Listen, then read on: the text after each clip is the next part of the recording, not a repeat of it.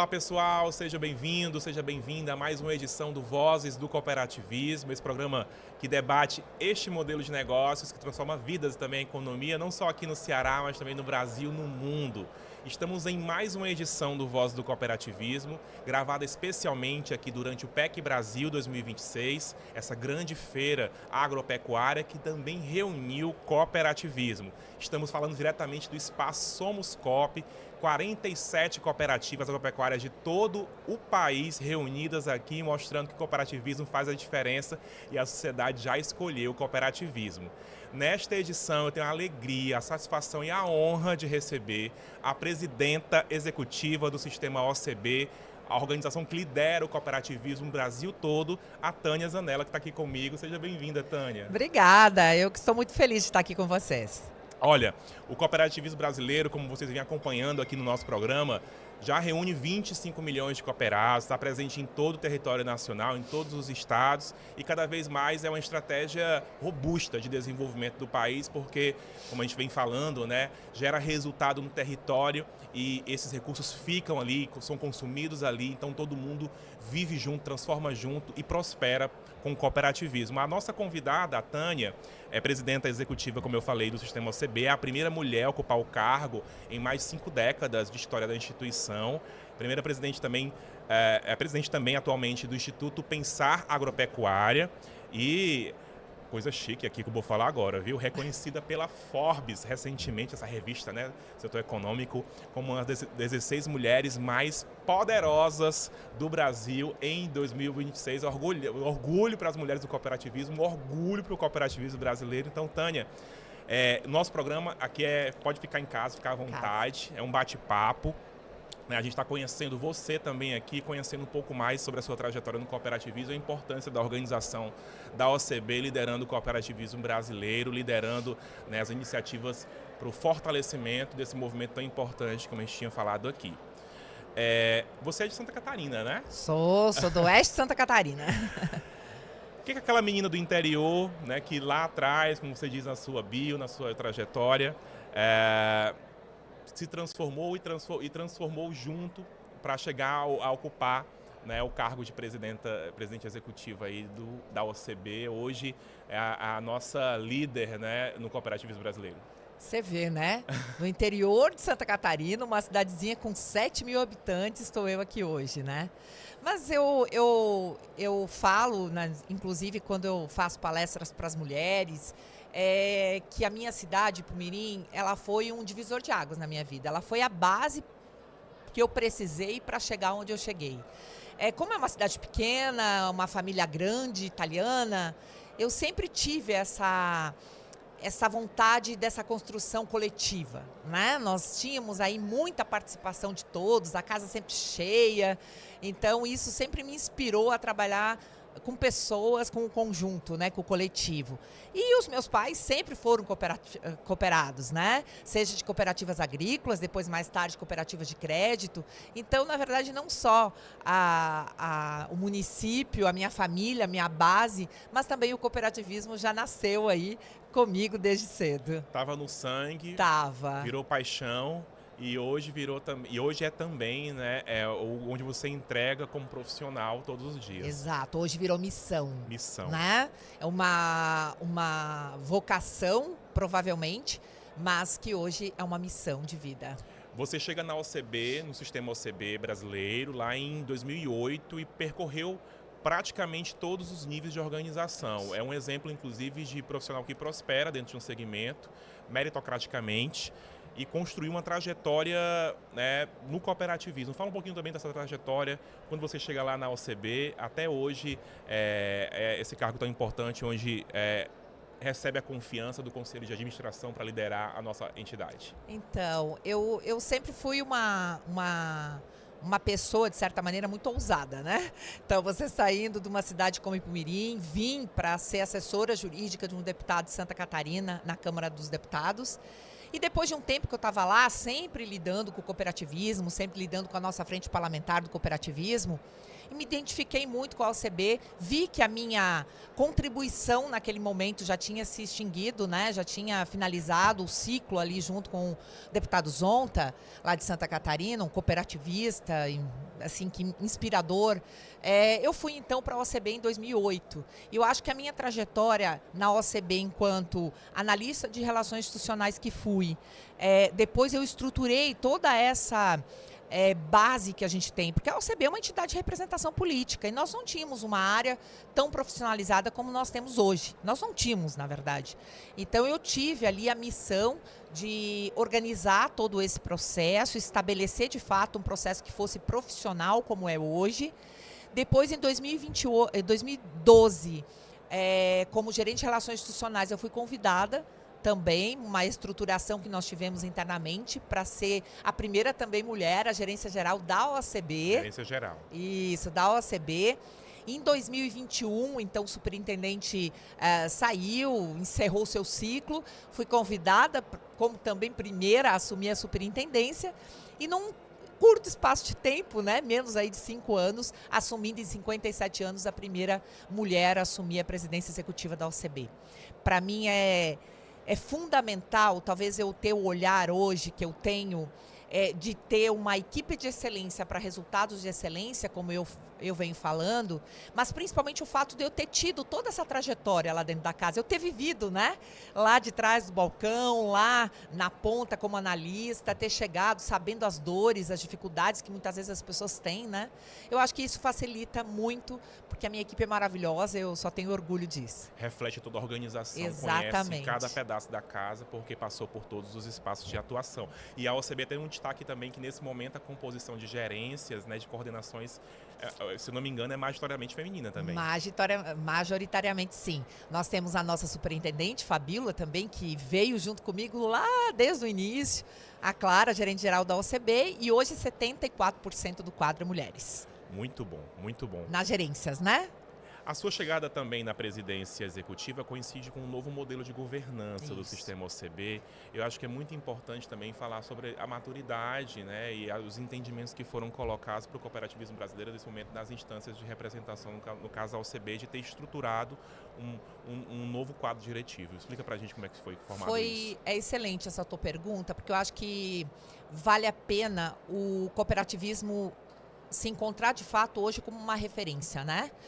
Nessa estruturação. A gente tem um manual de governança para as cooperativas. Nesse manual de governança a gente fala muito desse modelo que a OCB mudou, né, aqui em dezembro, na sua Assembleia Geral Extraordinária, que foi a segregação de função, né? Colocar claramente aí a função da governança do Conselho, hoje exercido aí por 5 representações regionais, e a parte executiva. Eu acho que o mundo, ele precisa estar cada vez mais ágil, né? As informações, as coisas, têm mudanças muito repentinas e precisa ter respostas rápidas. Então, eu acho que o Conselho vem para um direcionamento estratégico, né? Uma visão do todo, e a parte executiva para colocar em prática o que esse planejamento, o que esse direcionamento colocou. Então, a gente não tem dúvida desse modelo ser o que nós temos hoje de melhor, talvez, no mundo, e as cooperativas, de certa maneira, já praticavam isso, né? O cooperativismo de crédito tem isso muito forte. Algumas cooperativas agrícolas, eu sei que vocês tiveram aqui o presidente da nossa OCEPAL, lá do Paraná, hoje aqui também, já tem muito forte também essa segregação de função.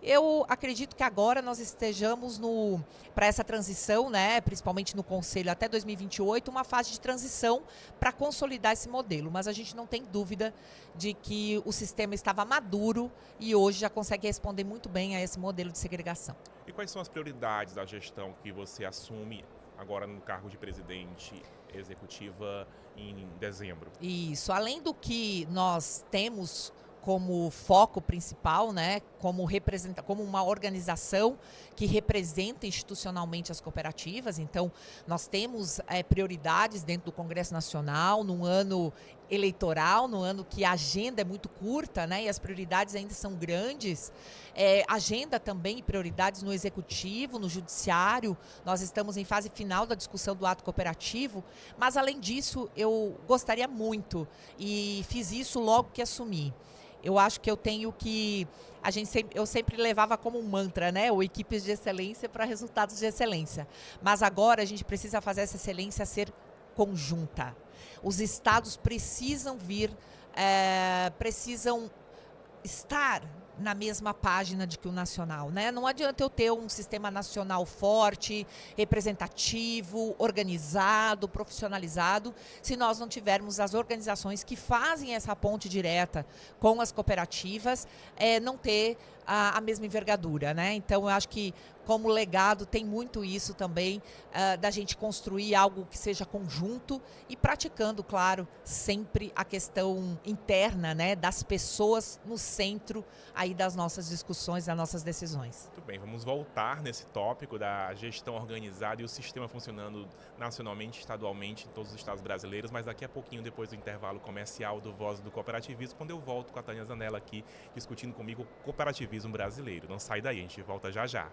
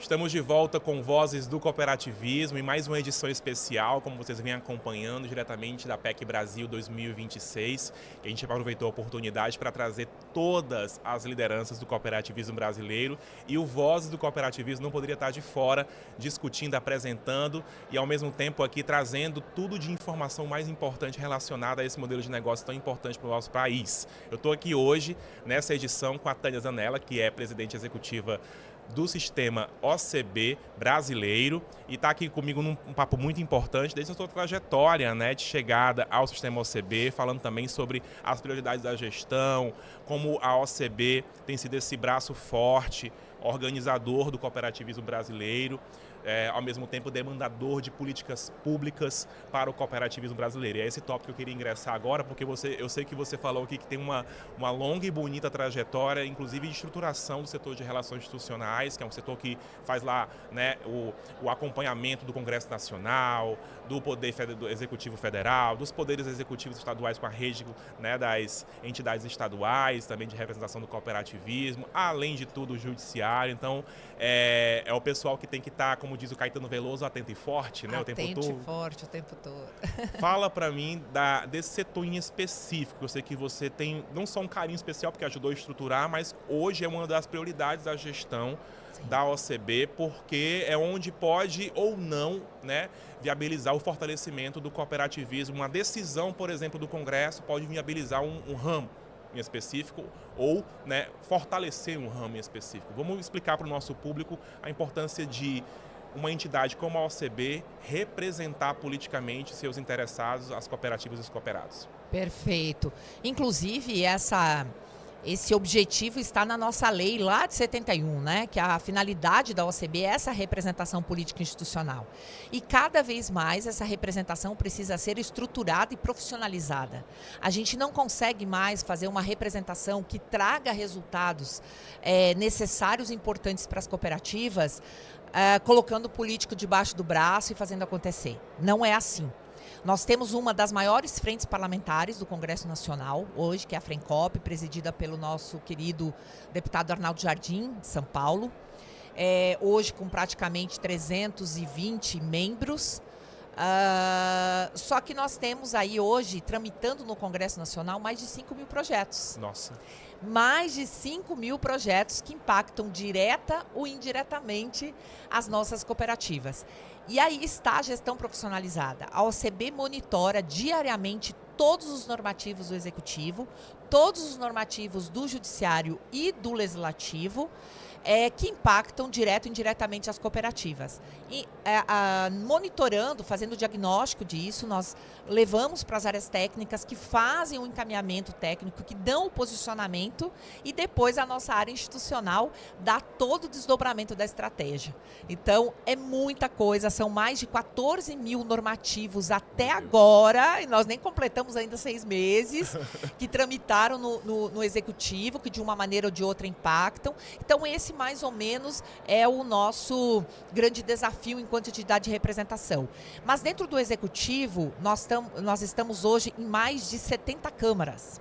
Essas câmaras, e uma curiosidade aí para quem nos assiste, 80 a 90% das políticas públicas, elas são construídas dentro desses fóruns. Então, a importância da OCB é poder estar lá representando, ocupando e defendendo as cooperativas nesses espaços. Então, hoje nós estamos em mais de 70 câmaras, né, espalhadas aí em vários ministérios. Mas hoje o tema central do Executivo é, sem sombra de dúvida, e eu acho que tem tudo a ver com a PEC, a política do Plano Safra, né? Nós vamos acontecer na terça-feira, o lançamento do Plano Safra, tanto da agricultura quanto da agricultura familiar. É um momento onde o sistema OCB há 26 anos apresenta suas contribuições.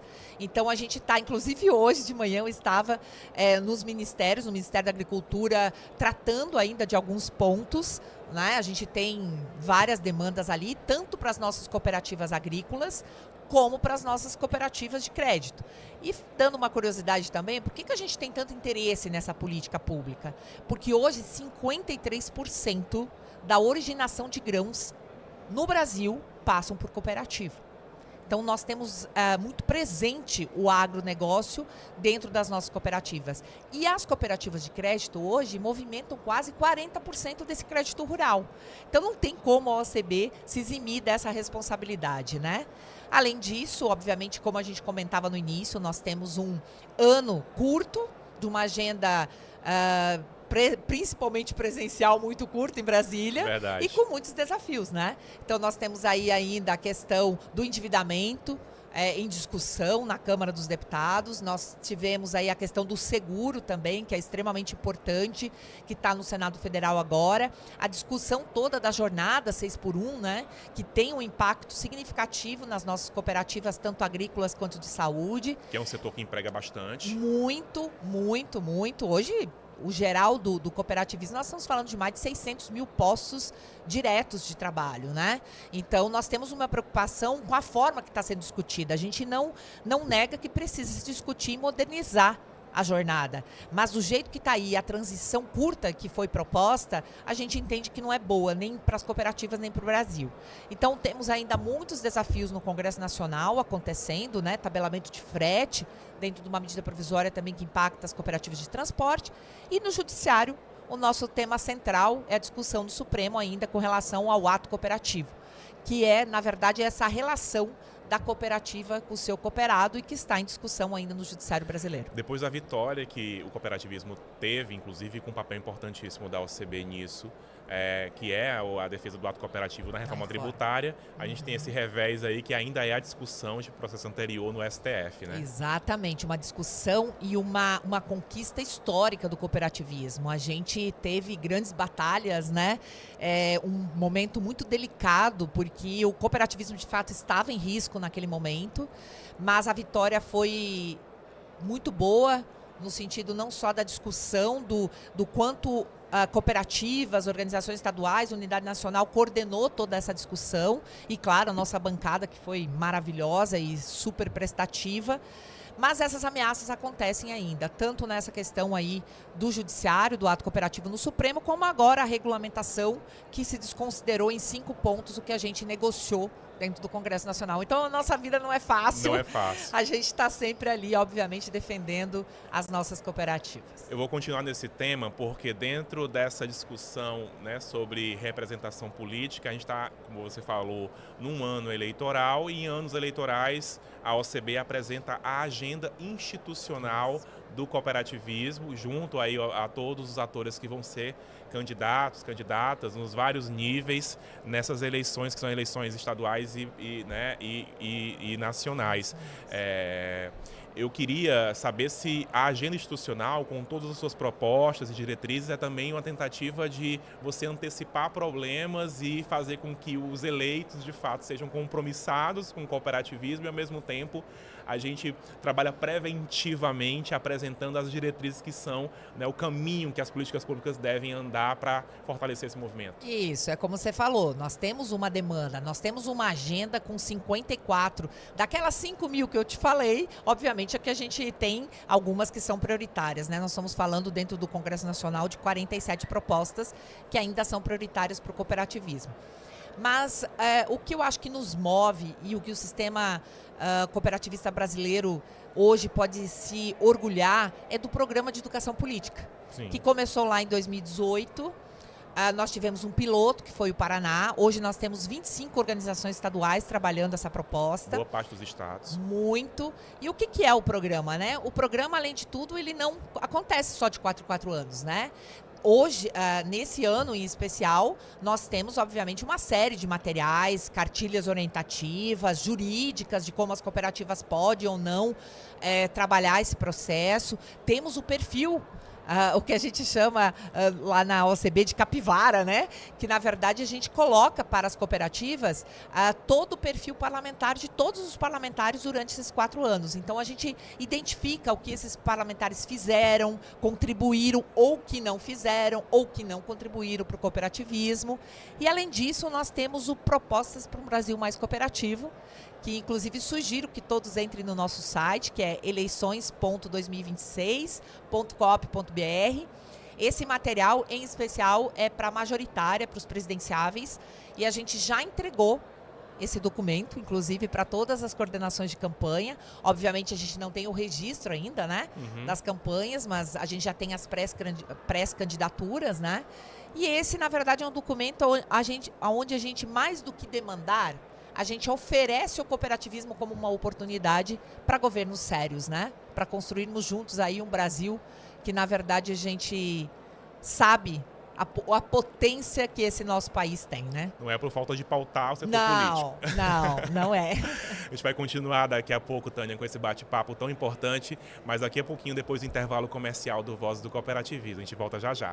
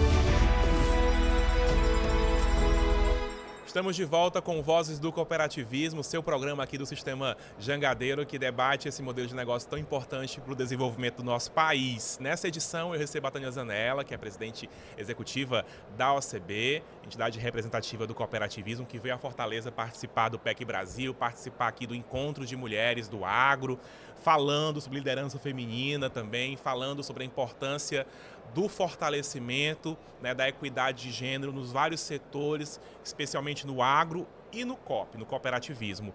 E aí, nesse tópico, Tânia, que eu queria continuar a nossa conversa, hoje as mulheres representam 42%, né, dos cooperados, das cooperadas no Brasil.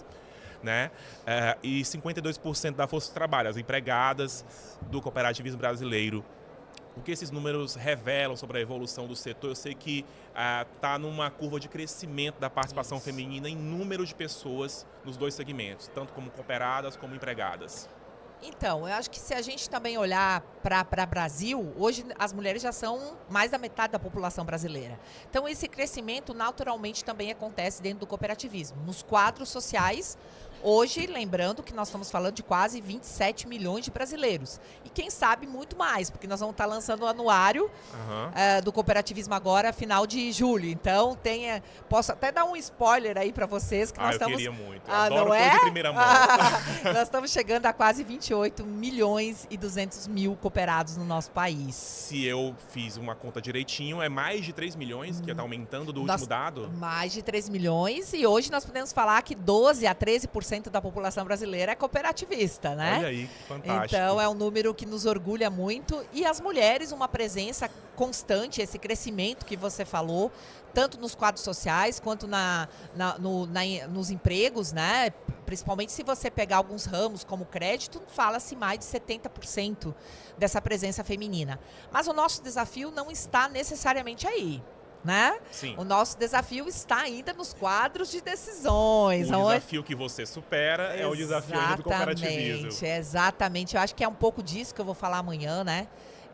Não só do como a gente está em termos de número no mundo, no Brasil e no cooperativismo. Só 22% hoje das nossas cooperativas tem presença de mulheres ou na presidência ou nos conselhos, né, que seja de administração fiscal. Esse número ainda deu uma pequena reduzida, o que nos preocupa, mas eu acho que o grande desafio está aí. E eu tenho falado que não é mais o porquê é importante a presença feminina. Isso as empresas, organizações cooperativas que não deram conta disso ainda, ficaram para trás, porque onde há presença feminina, essa diversidade é maior, a empregabilidade e o lucro a gente não fala em lucro nas cooperativas, mas as pesquisas mundo afora têm mostrado que a lucratividade é maior onde há essa presença maior das mulheres, né? Mas agora a gente fala muito de como de fato nós vamos criar políticas, ações, programas que estimulem as mulheres a cada vez mais buscar o cooperativismo. E aí eu não estou falando aqui de ocupar os espaços dos homens, eu estou falando de complementariedade, né? Eu acho que é importante essa diversidade para um crescimento e um amadurecimento cada vez mais do cooperativismo. E eu acho que a minha ida à presidência executiva, eu nunca recebi, eu falei e falo isso, que eu nunca recebi tanta mensagem de mulheres, e muitas delas que eu não tive a oportunidade de conversar ainda. E a coincidência dessa fala, ela está no: nossa, como você nos representa, como você nos inspira. É quase que um chamado, né? um fôlego de que se ela pode, eu também posso. Né? Então, eu acho que é isso. Eu acho que as mulheres têm aí uma missão muito nobre, né? De construir junto aí dessa diversidade um desenvolvimento cada vez maior das nossas cooperativas e, claro, conduzir o Brasil também para um mundo um pouco melhor, né? Afinal de contas, a gente acha que está precisando um pouquinho. Com a inclusão produtiva das mulheres. Com certeza. No ano, que é o ano internacional, né? Declarado pela ONU, da produtora rural, porque acho que isso faz todo sentido. Faz todo sentido. Aqui conversando na PEC Brasil. E a gente, inclusive, no Ceará tem evoluído bastante. Eu tenho acompanhado o nascimento, inclusive, de cooperativas agropecuárias, basicamente formadas por mulheres. Inclusive, a gente teve uma aqui no PEC Brasil Expondo, que é a Comafse, que é uma cooperativa agropecuária de mulheres lá da Serra da Ibiapaba, que tem produzido e feito a diferença. E esse sentimento que você falou, né, que o pessoal, né, as mulheres brasileiras organizadas no cooperativismo tiveram com a sua chegada à presidência executiva da OCB, é também um sentimento que eu ouvi dessas mulheres, porque elas se sentiram parte. começaram a se sentir também donos do seu negócio, que é um empoderamento que o cooperativismo oferece, mas que muitas vezes, por uma questão de gênero, por as desigualdades que são colocadas nesse campo também, não era vista como um caminho direcionado às mulheres, sobretudo um setor ainda, né, com participação muito forte de homens, que é o setor agropecuário, nesse exemplo que eu estou dando. Com certeza. E tem uma função, uma missão e uma decisão que é nossa. E eu tenho falado isso, não basta apenas a gente ter a oportunidade, a gente ter o espaço, que não necessariamente a gente não teve ao longo do tempo. Sim. Mas, de novo, vem a pergunta, como? E aí tem sim todo mundo me pergunta, como é que você fez para chegar até ali? Eu não tenho uma receita de bolo completa, né? Eu tive um momento na minha vida, eu sou mãe de 2, estou, inclusive, né, casada, eu sei que eu tenho uma missão também enquanto mulher, dona de casa e mãe, mas tem um momento na vida que você tem que tomar decisões, né? Você tem que equilibrar ou complementar tudo isso, né? E não é um caminho fácil, como provavelmente não é um caminho fácil para os homens, mas para as mulheres tem um quê a mais, então precisa-se de muita resiliência, de muita coragem, de muita rede de apoio, de muita capacitação, formação e respirar fundo. E se tiver medo, ir com medo mesmo, né? Acho que esse é o segredo. Não, é isso mesmo, desafiar. Desafiar. Falando em rede de apoio, Isso. falando em preparação, falando em capacitação, falando em impulso para o desenvolvimento das mulheres dentro do cooperativismo, o Sistema OCB brasileiro, né, inclusive com decisão de congresso, criou os comitês, o Comitê Nacional, e vem criando os comitês estaduais, Elas pelo COP. Então, dentro dessa diretriz de organização das mulheres, qual é o papel do comitê Elas pelo COP nesse momento? Eu tenho tanto carinho por esse comitê, como tenho também pelo Geração C, que é o estímulo do jovem, dos né? jovens. Mas deixa eu contar como é que surgiu isso, né? Olha como são as coisas. Eu acho que tudo é questão de oportunidade. A gente realizou em 2019 um congresso brasileiro, Sim. como foi em 2024, Esse né? é o 14º? Esse foi o 15º. Não, de 2019. 19 foi o 14º. E nesse congresso, nós sabíamos já, historicamente, que nós íamos ter uma presença muito superior de homens, né? A gente tinha lá, obviamente, todo o histórico e o perfil dos presidentes, né? E nós sugerimos, então, a atual diretoria à época, o conselho, a ter um grupo, tanto de jovens quanto de mulheres, com direito à voz e a voto. Então, nós buscamos aí uma metodologia, toda uma construção que foi feita, e esse grupo aconteceu lá. Mas a gente não queria que ficasse só lá em 2019.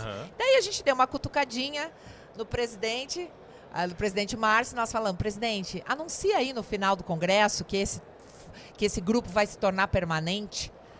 Aí ele foi, bancou e junto com a diretoria, a gente consagrou naquele momento o que hoje é o Elas pelo COP Geração C. E por que eu falo que eu tenho um carinho muito grande? Porque eu percebo ali, nesse grupo de mulheres e nesse estímulo que a gente tem, aqui no Ceará nós temos o grupo aqui dos estados, como temos em quase todos os outros estados, o brilho no olho, né? A vontade de fazer, de acontecer, de impulsionar ações políticas que deem essa condição para as mulheres participarem cada vez mais, não só das cooperativas, mas principalmente nesse desafio que nós temos, os quadros de decisões, né? Então, é um grupo extremamente alinhado, extremamente bem intencionado, que tem já mostrado alguns produtos interessantes, né? Como guias de núcleos, né? Mas elas não querem que as mulheres fiquem nesses grupos fazendo mais do mesmo. Esses grupos são, de fato, para preparar para a mulher assumir funções dentro das nossas cooperativas. Então, a gente tem um carinho muito grande, mas eu, enquanto presidente da OCB, eu quero, sim, deixar um legado importante nesse sentido. E eu sei que o Elas pelo COP é um passo importante que a gente deu, mas eu acho sim que a gente precisa de muito mais. Então eu estou pensando muito aí em como incentivar, tratar e trazer mais coisas aí à disposição das nossas mulheres, principalmente formando novas lideranças nesse sentido. As cooperativas também começam a cada vez mais ganhar núcleos como esses, Sim. comitês como esses, e a gente tem acompanhado, inclusive, o debate aqui no estado do Ceará de como isso tem sido importante, não só para fazer com que as mulheres se sintam cada vez mais parte do cooperativismo, mas vem já mudando um pouco o quadro diretivo, como você falou, não é tirar a cadeira de ninguém, é colocar mais uma e nesse patamar de equidade construindo um cooperativismo mais diverso e mais incluso. Você avalia que hoje as cooperativas brasileiras, as cooperativas que hoje estão organizadas no sistema OCB, conseguem muito mais rapidamente do que, né, as empresas mercantis avançar nessas políticas de inclusão feminina? Eu acho que poderiam. Não sei se elas conseguem, se têm essa vontade, mas elas poderiam. E vou te falar por quê. Porque a gente trata esse assunto da equidade, gênero, diversidade dentro da política de ESG, né? Que é uma política que ela não necessariamente é o DNA da cooperativa, mas o cooperativismo ele está um passo adiante. Porque é tudo que o cooperativismo tem, é tudo que o cooperativismo pratica. Né? Quando a gente fala que as cooperativas precisam ser economicamente viáveis, socialmente justas e ambientalmente corretas, e que tratam essas ações dentro do seu negócio, a gente está falando de ESG na veia. Né? Então, sim, eu acho que hoje tem um espaço, tá tendo uma maturidade, até por força dessa organização maior que está tendo também das mulheres, mas eu acho ainda que está faltando um que a mais.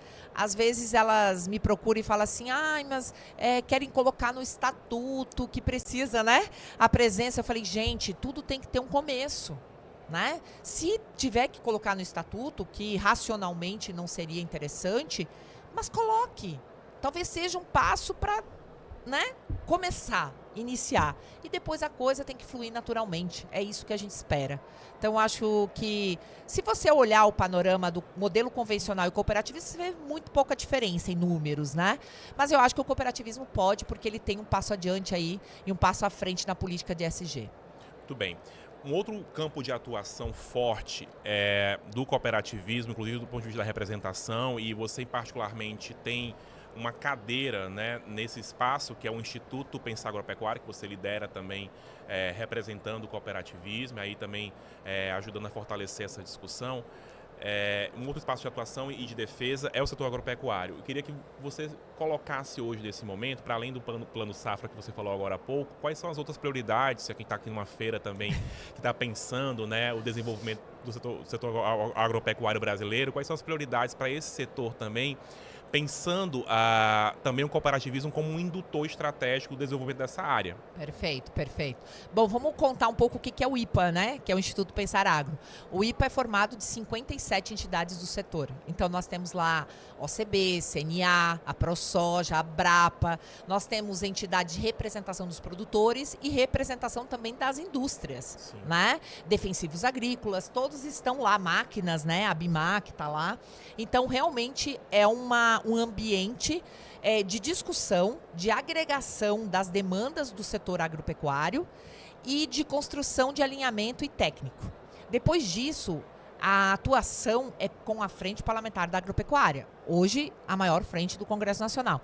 Eu tenho brincado com o presidente Lupion, o deputado Lupion, que a Frente Parlamentar da Agropecuária não é mais só uma frente, ela é um partido político, né? Porque tudo que acontece no Congresso, a Frente Parlamentar, ela é consultada pelo seu tamanho, pelo seu alinhamento, pela sua construção, e isso se deve muito ao IPA. Né? A finalidade do IPA é para dar esse suporte técnico, essa condição à FPA. E a primeira mulher também assumir lá o IPA. Então, eu estou, de fato, abrindo espaços aí, mas eu tenho do meu lado um grande exemplo, que é a senadora Tereza Cristina, a ministra Tereza, que tem sido não só uma referência para mim, mas uma amiga de todas as horas, né? E realmente temos aí um desafio que, no momento, não dá para a gente falar de outro que não seja o endividamento agrícola. Nós estamos falando de uma carteira estressada do Banco Central de 295 bilhões de endividamento. Inclusive, aqui o Ceará, hoje, quase 17% a 20% desse endividamento está aqui no estado. Proporção muito grande. Muito grande. Então, esse projeto saiu da Câmara dos Deputados com uma visão só do Rio Grande do Sul. Obviamente, todo mundo aqui acompanhou o desastre que aconteceu lá, né? Mas, naquele momento em que foi aprovado o projeto ali, a gente já tinha necessidade em outros estados. Então, hoje o projeto, ele passou pela Câmara, passou pelo Senado e agora está de volta à Câmara para dizer sim ou não ao que o Senado alterou e, claro, ir para a sanção do presidente da República. O que nós gostaríamos muito é que esse projeto já fosse votado aí nos próximos dias, para que esse plano safra que for apresentado na semana que vem, teoricamente ele tem que ter efetividade. E se nós tivermos os níveis de endividamento que nós temos hoje no nosso país, junto com recuperação judicial e tudo que vem a reboque, nós vamos ter muita dificuldade desse produtor rural produzir. Porque o que está sendo esse endividamento? Porque o custo de produção aumentou, por inúmeras questões que a gente conhece, questões geopolíticas, guerras e tudo mais. O preço ficou abaixo do esperado e a produtividade sempre aumentando. Nós vamos ter a maior safra da história novamente. Mas as coisas não estão batendo, né? As coisas não estão equilibrando. Então o produtor ou está fechando no 0 a 0 ou ele está fechando no vermelho. Então esse, sem sombra de dúvida, é a principal demanda e bandeira hoje, tanto do IPA quanto da FPA, junto com o seguro agrícola, junto com o plano safra e também com a jornada 6x1. O mundo vive também um desafio muito grande. Hoje, guerras, né, um cenário geopolítico complicado, tarifaço vindo dos Estados Unidos, essa discussão da União Europeia, né, que vem como o acordo com o Mercosul como um ganho, mas depois vem essa discussão em torno da carne. Como é que o cooperativismo brasileiro está se preparando, tem atuado para tentar minimamente, né, mitigar esses efeitos desastrosos desse mundo complicado que o Brasil se insere, o cooperativismo, inclusive, o agro é um exemplo, né, exporta. Como é que vocês têm pensado e atuado, né, para garantir aí a solidez do modelo de negócio ao mesmo tempo em que esses desafios econômicos e geopolíticos impactam diretamente o Brasil? Difícil, né? Eu posso afirmar aqui para vocês, eu não sei se outros que me antecederam aqui falaram isso, talvez o Roberto Rodrigues, que tenha estado com você hoje, ministro Roberto. Eu acredito que o Brasil, no agronegócio, nunca tenha passado por uma crise tão difícil quanto essa, né? E aí todas essas conjunturas que você acabou de dizer, todas essas variáveis, né? Questão geopolítica, principalmente tarifaço, União Europeia, China, a questão também de acordos com a China que tem nos preocupado, a questão, obviamente, das guerras, né? Que só deram uma trégua, mas nem o efeito já aconteceu, né? Eu acho que tudo isso para o cooperativismo tem sido um fator de preocupação, tanto quanto um produtor rural que não esteja cooperativado, que não esteja ligado a uma cooperativa. Afinal de contas, a cooperativa ainda está conseguindo blindar esses efeitos, está conseguindo, dentro das suas estruturas, principalmente cooperativas bem capitalizadas, garantir o preço para o produtor, né?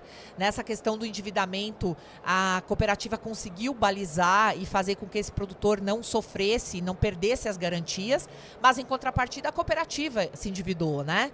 Então a gente tem essa preocupação, o sistema OCB tem toda uma estrutura técnica para a gente trazer não só o cenário como a preocupação, mas principalmente quais soluções, né?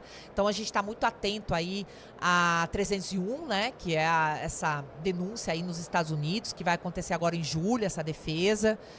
Nós vamos apresentar contribuições a isso, já com uma preocupação grande aí de vir talvez uma tarifa linear de 20% a 25%, que seria desastrosa.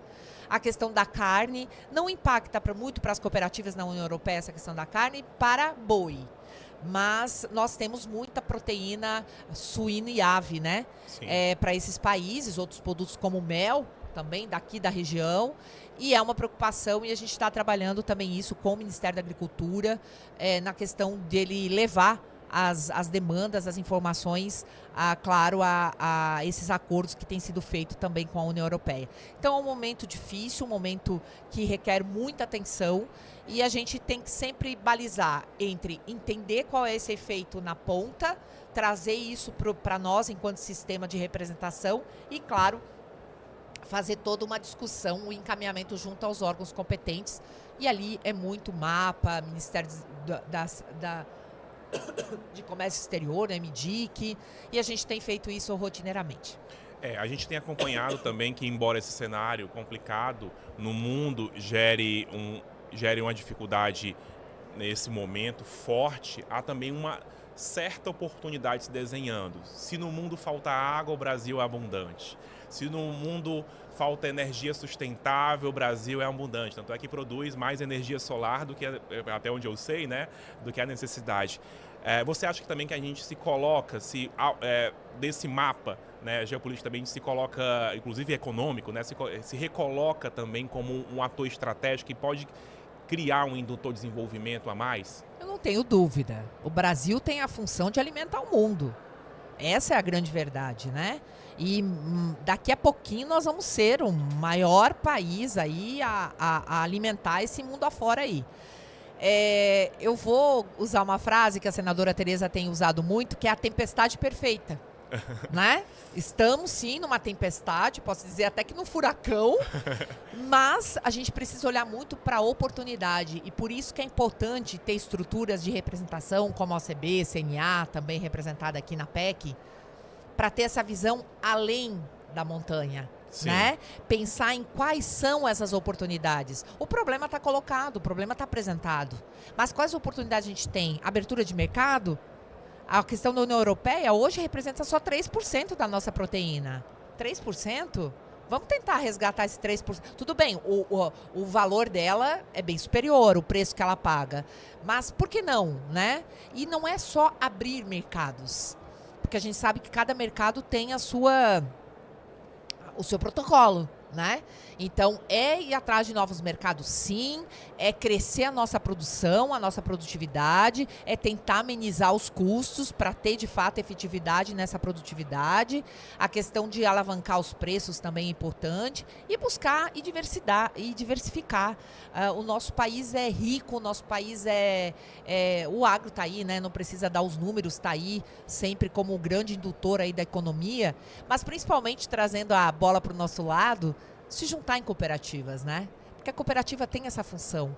Não sei se você sabe esse dado, as nossas cooperativas hoje, muitas delas, nós temos mais de 40 hoje no grupo do BI, né? Que movimentam mais de bilhões aí por ano. Mas hoje, gente, nós temos 72% de agricultura familiar dentro das nossas 1.200 cooperativas. O que é? É o pequeno que usa da cooperativa para agregar valor ao seu produto, ao seu serviço. Quem diria que aquelas 100 mil famílias do Sistema Aurora, que eu sei que tem um stand aqui, que também está aqui no Ceará, que mais de 70% é de agricultura familiar, o que seria daquele produtor se ele não tivesse o Sistema Aurora? Aonde leva o produto desse produtor, não só industrializando, mas levando para as gôndolas do supermercado, não só aqui como no mundo. Né? O queijo dele, o leite dele está levando pizza para a Itália. Mas muita gente não entende isso. Eu queria que você explicasse. Muita gente não entende isso. Qual é a diferença, por exemplo, de uma grande indústria mercantil, né, que recebe até de um produtor, muitas vezes, da agricultura familiar, mas ele recebe um valor muito irrisório comparado a esse produto de uma cooperativa que reúne aí 70% da agricultura familiar, que devolve para esse cooperado um valor final de gôndola, né, de certa forma, do rendimento desse produto. Você tem que entender que a cooperativa ela não está aqui para gerar lucro como uma outra empresa. A cooperativa está aqui para fazer por esse cooperado. O que esse cooperado não pode fazer sozinho, reúne-se em grupos, e no cooperativismo grupos de milhões de cooperados, né? Para uma necessidade que é comum, e entrega esse leite para a cooperativa e ela agrega valor ao seu produto, ao seu serviço e vende. Esse retorno também retorna ao cooperado. Então, não é o cooperado vendendo o seu produto e ganhando aquela parcelinha pequenininha como o leite. Veja, eu entrego leite para uma empresa. Eu recebo o valor de leite.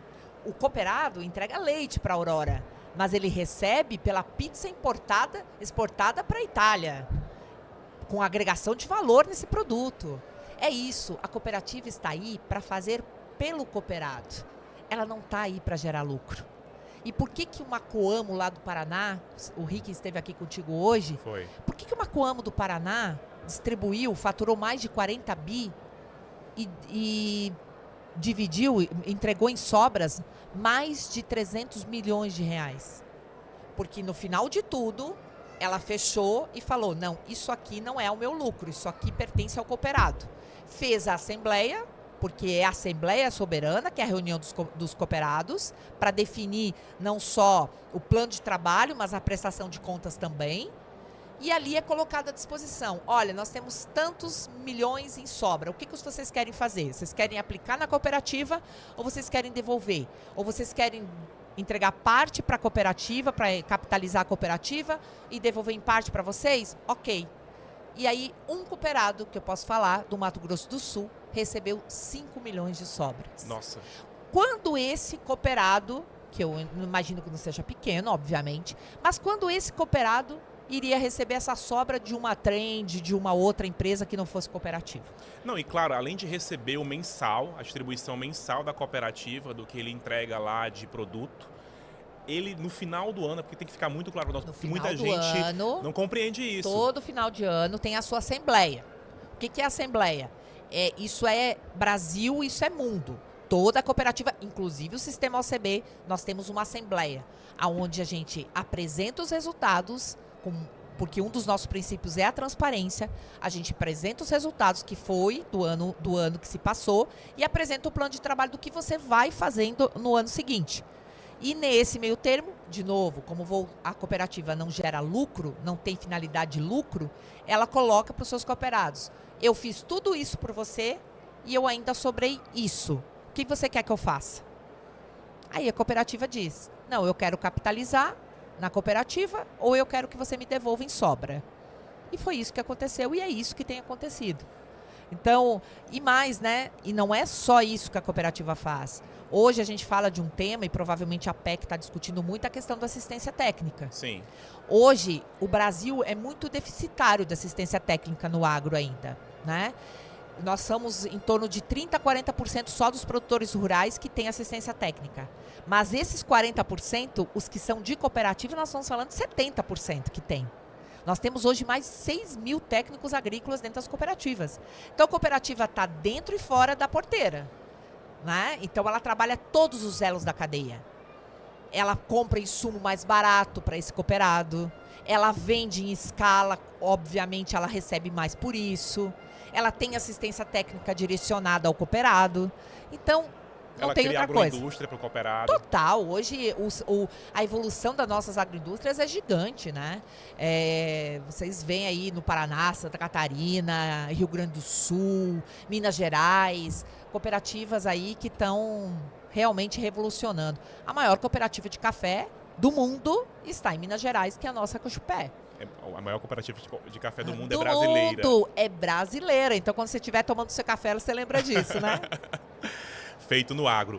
Olha só, falando de futuro, Tânia, vamos aqui desenhar um horizonte de 3 prioridades ou de 3 grandes elementos que você imagina que precisam ser acionados pelo movimento cooperativista para garantir que esse modelo de negócio prospere nos próximos 10 anos. Eu vou te dar em grau de prioridade, do menos para o mais. Pode ser? Pode. Eu acho que nós temos que consolidar o modelo tributário. Essa vitória que nós tivemos no Congresso Nacional, ela precisa se consolidar, porque de fato ela garante que a cooperativa continue sendo esse modelo de negócio para o cooperado e não necessariamente uma empresa comum, como se queria no início dessas propostas no Congresso Nacional. Então, não tenho dúvida que o sistema tributário precisa se consolidar e dentro disso, obviamente, o nosso ato cooperativo no Supremo. Como segundo, é a gente trabalhar cada vez mais inovação dentro das cooperativas. Você falava das estruturas, né? Por nós termos uma estrutura muito democrática dentro das cooperativas, a gente precisa entender que o mundo está mudando num grau de velocidade muito alto. E as cooperativas não podem esperar tudo acontecer e ser discutido e ser validado e ser, obviamente, decidido aí por milhões de cooperados. Precisa dar mais autonomia para os seus conselhos, empoderando os seus conselhos, mas trazendo a inovação para dentro da cooperativa, né? A tecnologia, a inteligência artificial, tudo isso que tem permeado aí os grandes negócios. Mas eu daria em primeiríssimo lugar o nosso cuidado do que é nosso, que é a cultura cooperativista. E não é por menos que esse ano a OCB está trabalhando esse tema como prioridade. Porque nós fizemos uma pesquisa para o 15º Congresso e o tema da cultura da cooperação veio tão forte que esse foi um tema do Congresso. Sim. né? Ele foi o 7º tema que nós discutimos lá no Congresso. E esse ano a gente quer tratar especialmente esse tema, que é, na verdade, consolidar e fidelizar esse cooperado, essa cooperativa no que são os nossos princípios, os nossos valores. O cooperativismo é o que é, porque ele é um modelo de negócio diferenciado. Ele é um modelo do coletivo, ele é um modelo que atende ao ambiental e ele precisa se consolidar como este modelo e não se desvirtuar, ou vou dar exemplo, das cooperativas de crédito se igualar a banco, sabe?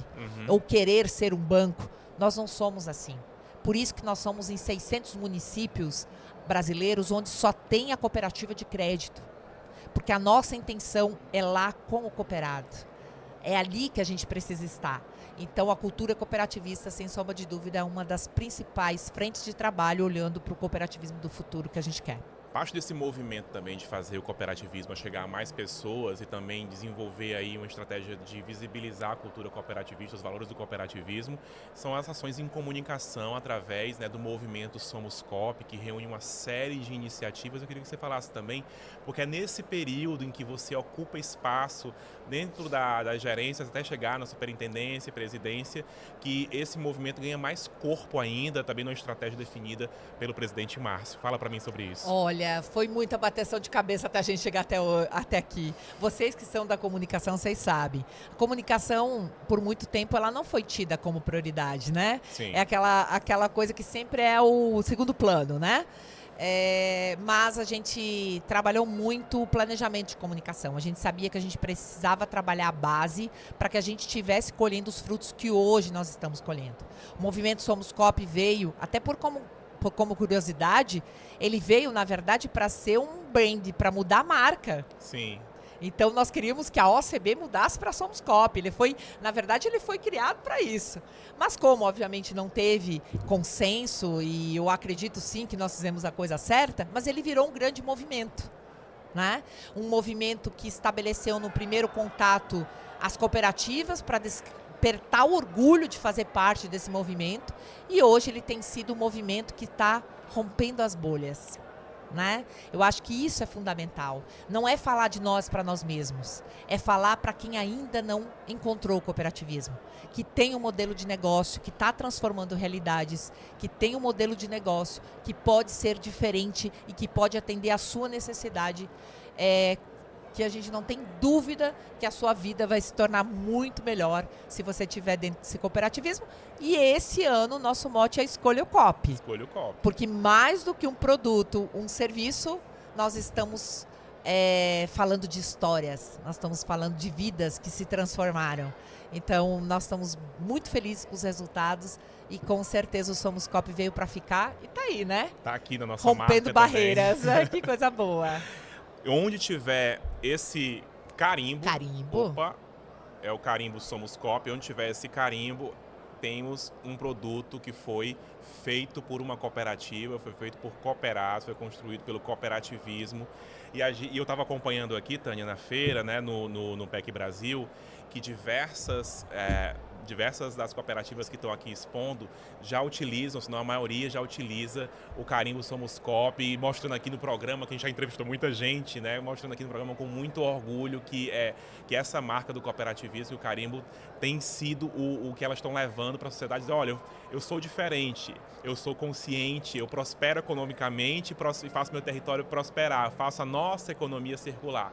Somos Coop. Então é muito bonito ver isso acontecendo. Ai, que bom que eu não estava aqui do teu lado, porque senão com certeza eu ia me emocionar. Porque eu acho que é essa a grande missão do Somos Coop. É mostrar para esse consumidor que busca um produto, que vai lá na gôndola do supermercado e pega um produto, ele sabe exatamente da onde é este produto e que principalmente tem histórias por trás desse produto, né?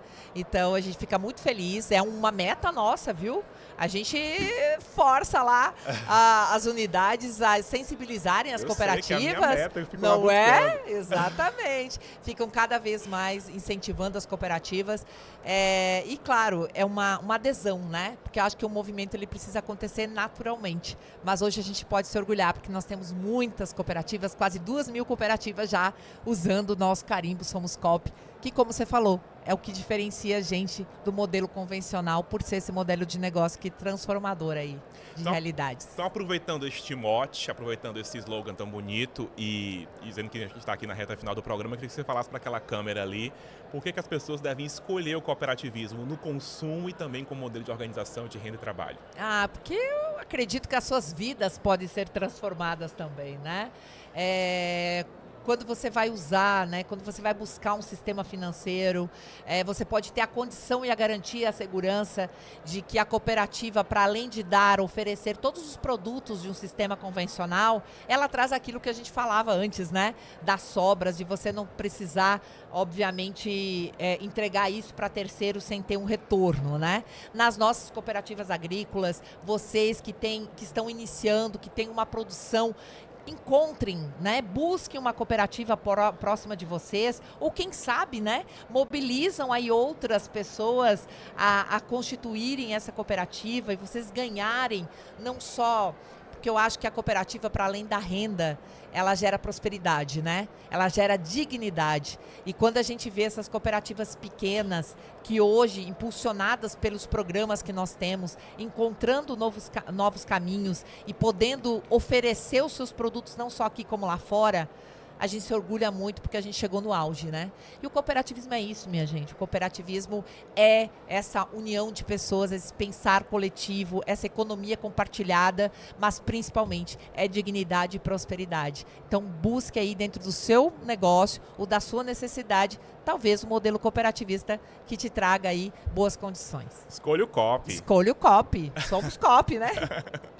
Muito obrigado, Tânia. Obrigada a você. Esse programa é especial com você sobre liderança, inovação e diversidade no cooperativismo, promoção do cooperativismo como modelo de organização de trabalho e vida para o brasileiro, para o cearense, para o nordestino. Então, muito obrigado por estar aqui comigo hoje. Obrigada. Eu estou muito feliz de estar de volta aqui à PEC, principalmente muito orgulhosa de tudo que vocês estão fazendo aqui. A nossa OCB Ceará, que faz um trabalho sensacional aqui com as nossas cooperativas, sempre presentes aqui, Dr. Nicédio, Aparecido.